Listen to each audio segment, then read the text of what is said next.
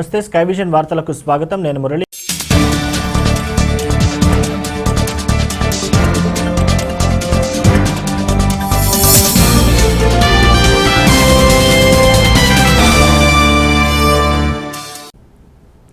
కేంద్రపాలిత ప్రాంతమైన యానం నియోజకవర్గానికి వరద తాకిడి మరలా మొదలైంది. గత వారం రోజుల క్రితమే తగ్గుముఖం పట్టినప్పటికీ ఎగువ ప్రాంతాల్లో కురిసిన వర్షాలు, వరదల కారణంగా యానంలో వరద తాకిడి పెరిగింది. యానం నియోజకవర్గానికి వరద తాకిడి మరలా మొదలైంది. గత వారం రోజుల క్రితమే తగ్గుముఖం పట్టినప్పటికీ ఎగువ ప్రాంతాలకు కురిసిన వర్షాలు, వరదల కారణంగా యానంలో వరద తాకిడి పెరిగింది. యానం ఫెర్రీ రోడ్లోని వరద నీరు చేరడంతో అటువైపు వెళ్లే వాహనదారులు ఇబ్బందులకు గురవుతున్నారు. గత మాదిరిగానే వరద వచ్చే అవకాశం ఉన్నట్లుగానే తెలుస్తుంది.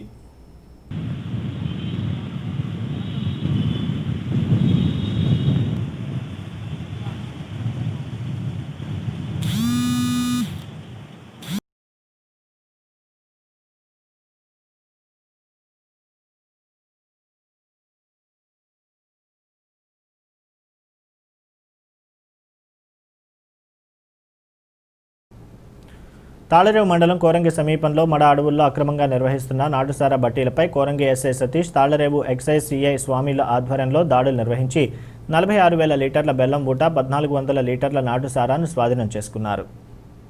తాళరేవు మండలంలోని మడ అడవుల్లో జరుగుతున్న అక్రమ నాటుసారా బట్టీలు రాష్ట్రంలోనే అధిమమని అడిషనల్ ఎస్పీ సుమిత్ గరుడ అన్నారు. సుమారు 10 లక్షల విలువ చేసే సారాను గుర్తించి ధ్వంసం చేసిన కోరంగి ఎస్ఐ సతీష్, తాళరేవు ఎక్సైజ్ అధికారి స్వామి సిబ్బందిని అభినందించారు. ఇకపై మడ అడవుల పరిసర ప్రాంతాల్లో కట్టుదిట్టమైన నిఘాని ఏర్పాటు చేసి అసాంఘిక చర్యలు జరగకుండా నివారిస్తామన్నారు. చట్టాన్ని అతిక్రమిస్తే కఠిన చర్యలు తప్పవని హెచ్చరించారు.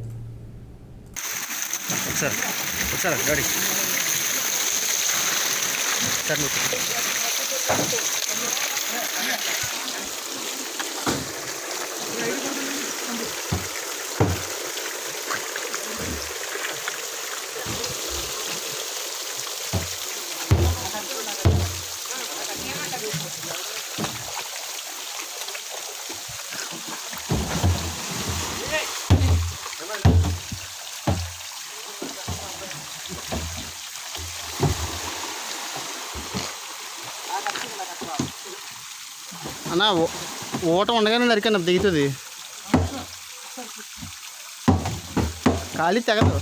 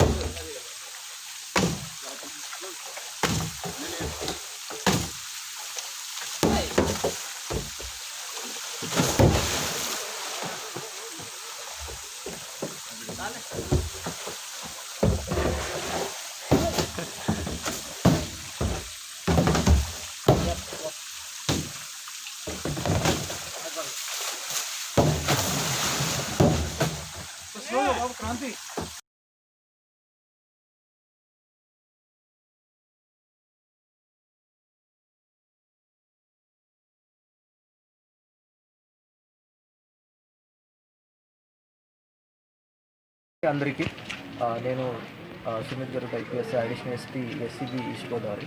ఈరోజు మన ఆంధ్రప్రదేశ్ రాష్ట్ర చరిత్రలో అతిపెద్ద సారా భట్టీల మీద రేడ్ చేయడం జరిగింది. ఈరోజు ఇది వెనక ఉన్న మాడ ఫారెస్ట్లో చాలా లోపలగా మన టీం మొత్తం బోట్తో వెళ్ళింది. అక్కడ వెళ్తే 3 చోట్ల కలిపి మనకి 22 సారా బట్టీలు, దాంతోపాటు 230 డ్రమ్లు, అందులో ఉన్న 40,600 46,000 బెల్లం ఊటని ధ్వంసం చేసుకోవడం జరిగింది. దాంతోపాటు 1,400 సారా కూడా మనకి దొరికింది. సో ఇంత పెద్ద రేడ్ ఈ ఆంధ్రప్రదేశ్ చరిత్రలో ఇది మొదటిసారి జరిగింది. ఈ రేడ్లో పాల్గొన్న సిబ్బంది ముందుకే మన ఎక్సైజ్ ఇన్స్పెక్టర్ స్వామి గారు, దాంతోపాటు మన కోరంగి ఎస్ఐ గారు, దాంతోపాటు ఎక్సైజ్ ఎన్ఫోర్స్మెంట్ ఎస్టీఎఫ్ టీంతో పాటు ఎస్ఈబి సిబ్బందులు పాల్గొన్నారు. సో ఈ రేడ్ జరిగిన తర్వాత ఇలాంటి ఈ మాడ ఫారెస్ట్ ఏరియా మీద నిఘా పెట్టడం జరుగుతుంది. Thank you. యానం నియోజకవర్గంలో కరోనా బాధితులు ఆందోళన చెందవద్దని పరిపాలనా అధికారి శివరాజ్ మీనా అన్నారు. కరోనాకు సంబంధించి యానం ప్రభుత్వ ఆసుపత్రిలోనూ కోవిడ్ సెంటర్లోనూ వైద్య పరీక్షలతో పాటు చికిత్స కూడా నిర్వహించడం జరుగుతుందని, ఆందోళన చెందడంతో మానసికంగా ఉద్రిక్తతకు గురై మృత్యువాతకు దారితీస్తుందని, అందువల్ల ఎవరూ కూడా ఆందోళన చెందవద్దని, దానికి సంబంధించి అన్ని చర్యలు తీసుకోవడం జరుగుతుందన్నారు. ఇప్పటికీ యానం నియోజకవర్గంలో 1000 కరోనా కేసులు నమోదయ్యాయని, 300 కేసులు యాక్టివ్లో ఉన్నాయని తెలిపారు. ప్రతి ఒక్కరూ ప్రభుత్వ నిబంధనలు పాటించాలని తెలిపారు. Active almost to 300. So now question is that we have reached now phase prevention to management.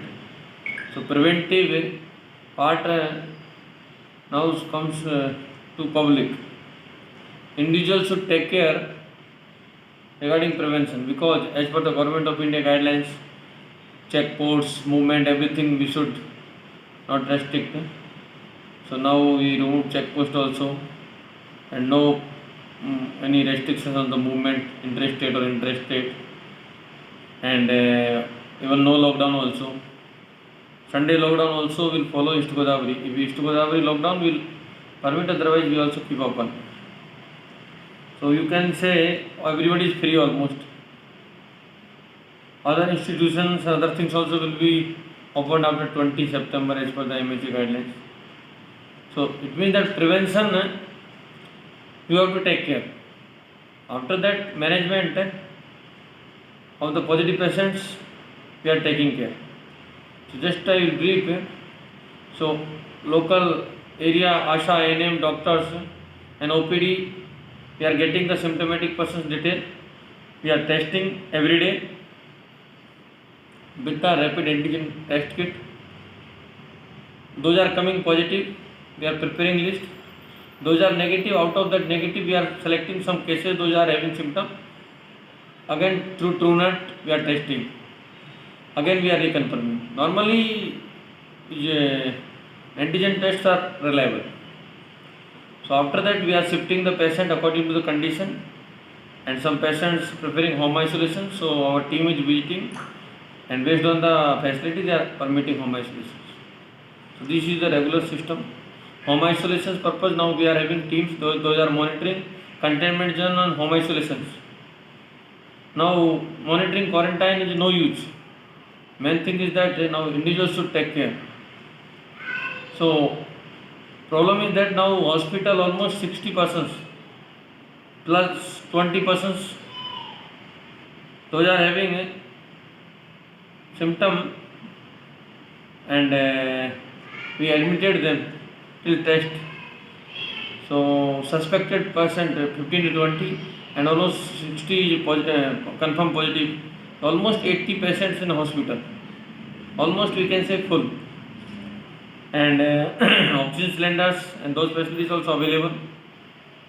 But you know that cases increase, so that is not sufficient. So we are within 1 or 2 days we are making arrangement for that oxygen generator. So oxygen generator will be available, then oxygen, lack of the oxygen problem will not be there. That is more important. And ventilators also very critical and important. Till now we could not use ventilator, but we should use immediately. I instructed DD today also. Immediately you have to set up a ventilator. So today our gas pipeline will be completed. Then we will fix the ventilator, and manpower also we are recruiting. Because of the lack of the manpower, lack of the specialist and gas pipeline, we could not use ventilators. Anyway, we will use, but now condition is very tough. Regarding manpower, so now recruitment process is going on as per the government of Puducherry directions. So my request to the youngsters, please come forward. To the nursing students, ANM or sanitary worker or doctors, those are qualified persons. Please come for registration. They can come today registration, even tomorrow also registration permitted. After that we'll start interview. Even parallel we are starting interview also. So today 5 o'clock now we'll start interview. One batch, then tomorrow we'll take interview. Immediately we'll recruit for 3 months. And my salary will be paid, already advertisement given. Some 10,000, 15, 20 or some 40 something. So please all come forward, do service for public. Salary will be paid accordingly. So my humble request to everybody, because sanitary worker we got only 10 application, vacancy is 24. Maybe they ask qualification 10th class, so that is the one issue. So after that recruitment 2 days we will request to the government that they may reduce the qualification for sanitary worker. So remaining person we can call. Then next,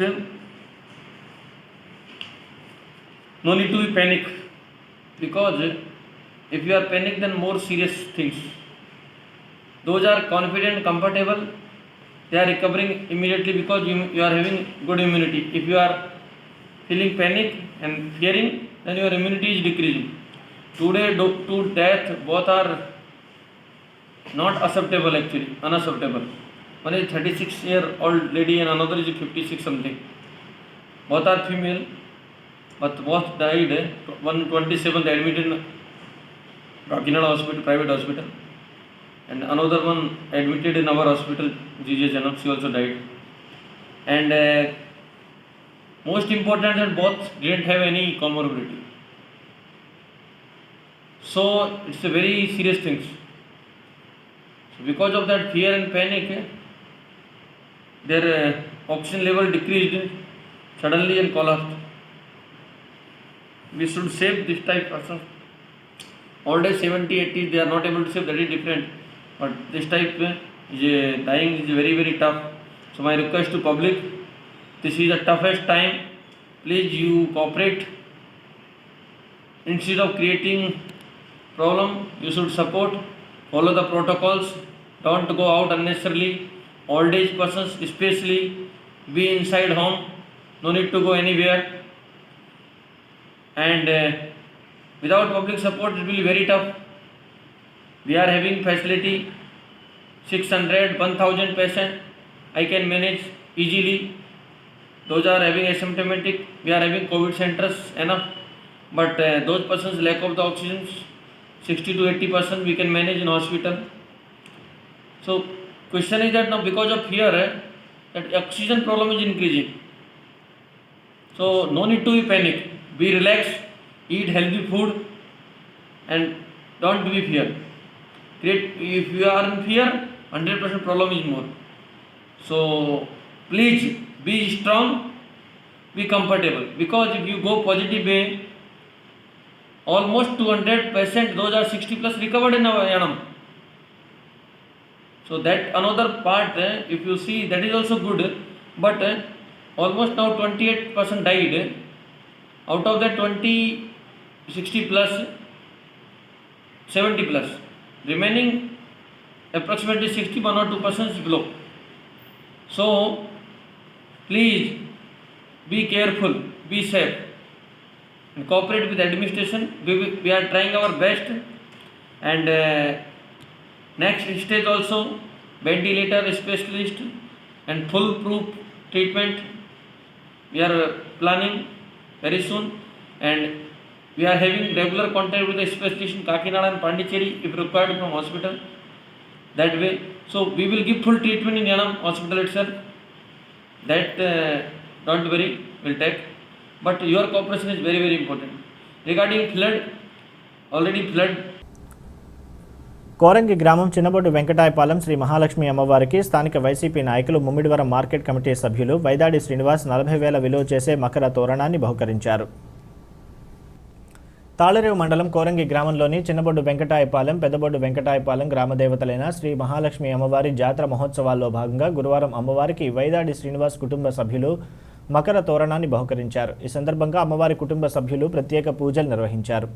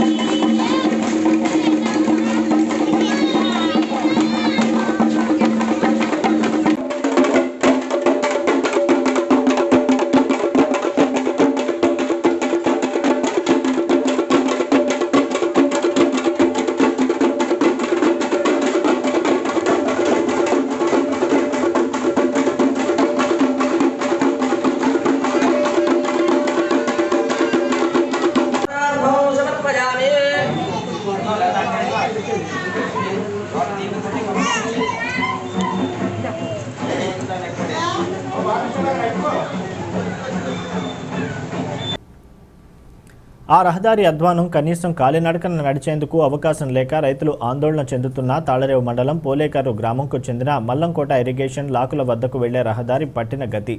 ఈ సమస్యపై స్థానిక రైతు పేరుచర్ల గోపాలరాజు అధికారుల దృష్టికి తీసుకువెళ్లినా ఫలితం లేదని ఆవేదనను వ్యక్తం చేశారు.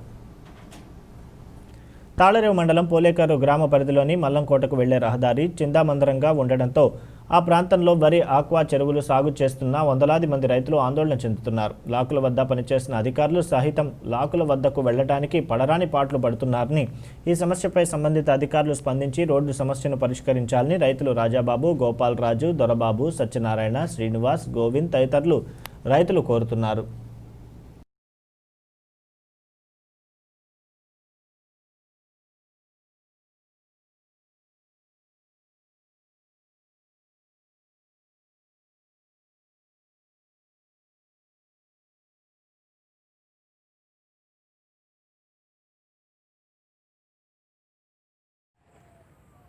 సమస్యల పట్ల స్కై విజన్ వారు చేస్తున్నటువంటి సహకారానికి ధన్యవాదాలు చెప్తూ, మా పోలేకూరు ఇది తాళరేవు మండలం కింద వస్తుంది.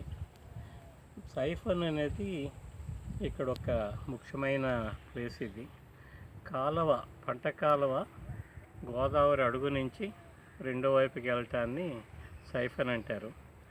ఈ మలుపు తిరిగే చోట రోడ్డు చాలా కాలంగా దారుణంగా పాడైపోయింది. దీన్ని రిపేర్ చేయించడానికి ఎవరో ముందుకు రావటం లేదు. కారణంతో ఇక్కడ రైతులు వీళ్ళంతా వెళ్ళటానికి చాలా ఇబ్బందులు ఉన్నాయి.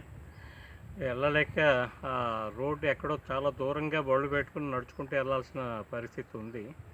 కాబట్టి దీన్ని ఇరిగేషన్ శాఖ వారు కానీ, పోలేకూరు పంచాయతీ వారు కానీ, ఇతర ప్రభుత్వ శాఖలు కానీ గమనించి ఈ రోడ్డు వేయించవలసిందిగా మనం చేస్తున్నాను. నమస్కారం. నా పేరు పేర్చల రాజగోపాలరాజు, స్థానిక రైతుని.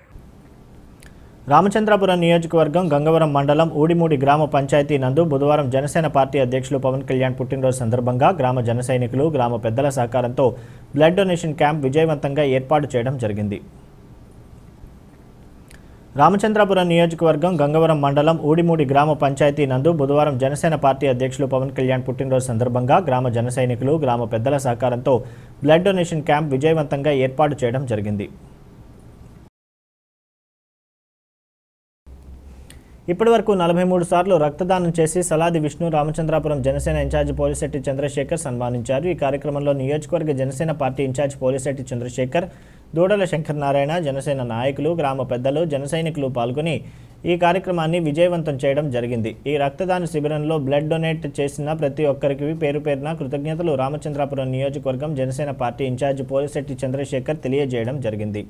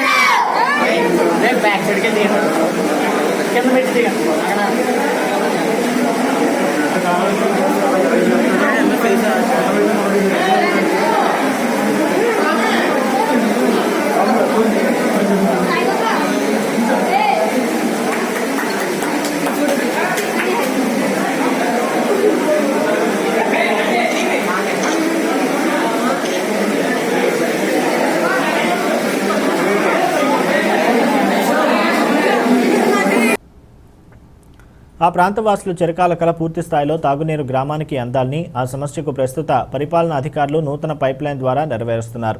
చిరకాల వాంఛ తీరడంతో పోలేకరు గ్రామం సుంకటరేవు ప్రాంత ప్రజలు ఆనందాన్ని వ్యక్తం చేస్తున్నారు. తాళరేవు మండలం పోలేకరు గ్రామంలోని కొన్ని కాలనీల్లో మంచినీరు పూర్తి స్థాయిలో అందక ఇబ్బందులు కొన్ని సంవత్సరాలుగా ఎదుర్కొంటున్నారు. అయితే మంచినీరు సమస్య చిరకాల కోరికగా మిగిలిపోయింది. ప్రస్తుత పాలకుల చొరవతో ఆ కోరిక ఆ సమస్య తీరుతుందని హర్షం వ్యక్తం చేస్తున్నారు.